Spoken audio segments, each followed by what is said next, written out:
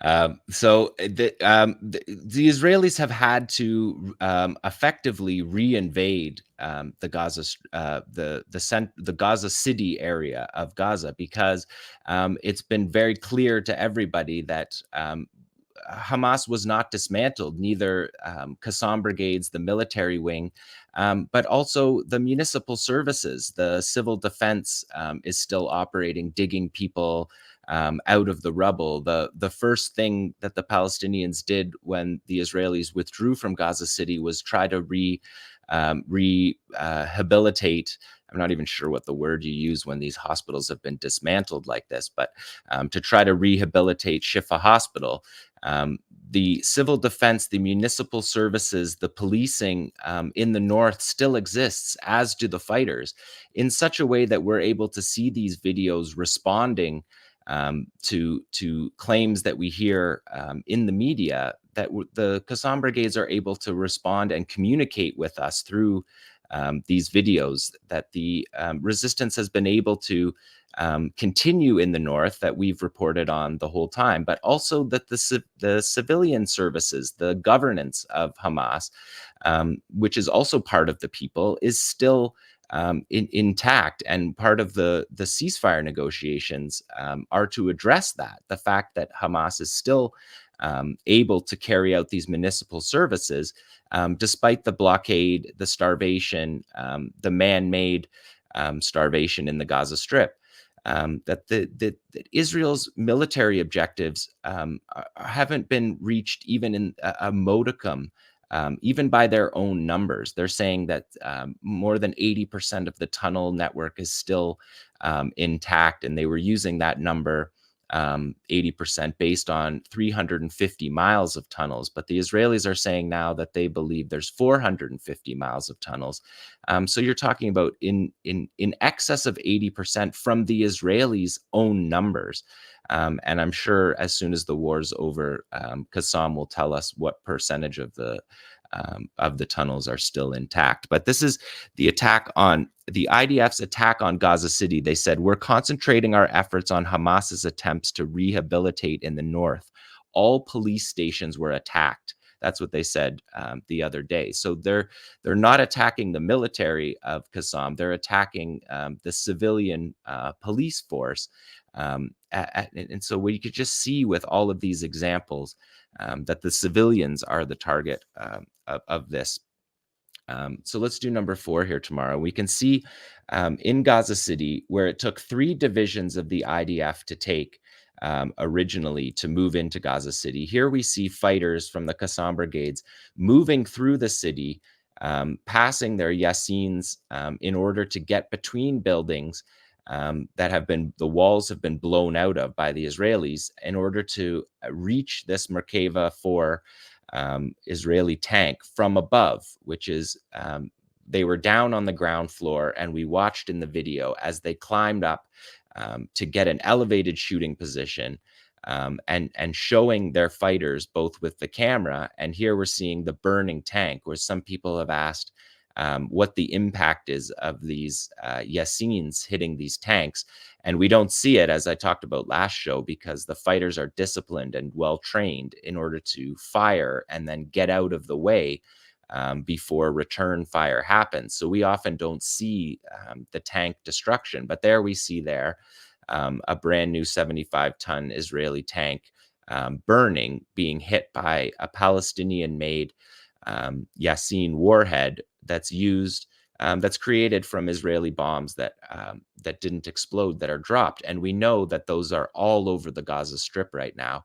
And so after this generation of warfare, maybe we can pause it right here tomorrow. Look at this shot right there to give you a sense right there of that. Again, I talked about it last week, but that's just military vandalism. To leave a building intact like that, but to blow out its walls, you're not serving any military purpose for the IDF. You're actually just giving Palestinian fighters a high point from which to fire down on the Israeli vehicles from.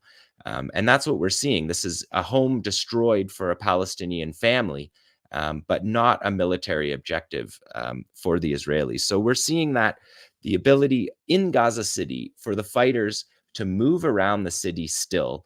We're still seeing them choose the weapons that are appropriate for the situation. We're not seeing anything that looks like running out of weaponry now entering the fifth month of this war. 𝐓𝐡𝐞 themselves have admitted to firing, to using more than 1,000 𝐓𝐡𝐞 so far in this war. And so that's a shot from Gaza City, just to give people a sense of what's happening in Gaza City. Maybe we can go to number 5 now, Tamara. Again, using the rubble, moving through these destroyed buildings in order to stay off of the street. And this is an excavator that's being hit. So it's not as armored, up armored as the tanks are. And so we see him, 𝐓𝐡𝐞 fighter, using an appropriate warhead for that vehicle. Now we're seeing a second one from an elevated height, using a different warhead. This is a third shot of a fighter moving into the street and hitting a tank from the street. And now we're seeing here is a sniper operation that took place in the Gaza Strip the other day. And the Israelis admitted to this middle officer here being hit. He's a deputy commander of the Shaldag unit, which is an Air Force special operations unit, whose mission is to, quote, deploy undetected into hostile environments. And when we come back around to the sniper, we'll see that that he's definitely detected, because we see a 𝐓𝐡𝐞 sniper unit here using an Al-Ghul Palestinian-made sniper rifle. And we're seeing the fighter inside the building use his full weapon is inside the building, unlike the Israelis that we've seen that poke their guns out of the buildings and are seen. We can see this fighter is completely inside the building. He's using books to stabilize himself. He's using sandbags to stabilize himself. And because the 𝐓𝐡 brigades are doing so much reconnaissance, it appears that they're able to determine who the commander in this unit was and target the commander. And we cut off the end of this strip to keep the end of this scene to keep this video online. But the soldier is hit, and the Israelis admitted that the deputy commander was killed. And like you said, Ali, 𝐓𝐡𝐞 𝐄𝐥𝐿 said that this commander died in a confrontation, which that certainly doesn't look like what we're seeing there. But also, just to note, Channel 12, the largest TV channel in Israel, pointed out that this commander was responsible for the Shifa operation, where the soldiers went into Shifa Hospital, dismantled the hospital, and then took trophy pictures inside the hospital. Channel 12, while celebrating this commander, said that he was in charge of the Shifa hospital operation. So again, we're seeing Palestinians not only existing and operating throughout the north, moving around freely throughout the north, but we see them selecting the target here, and selecting the commander and hitting the commander.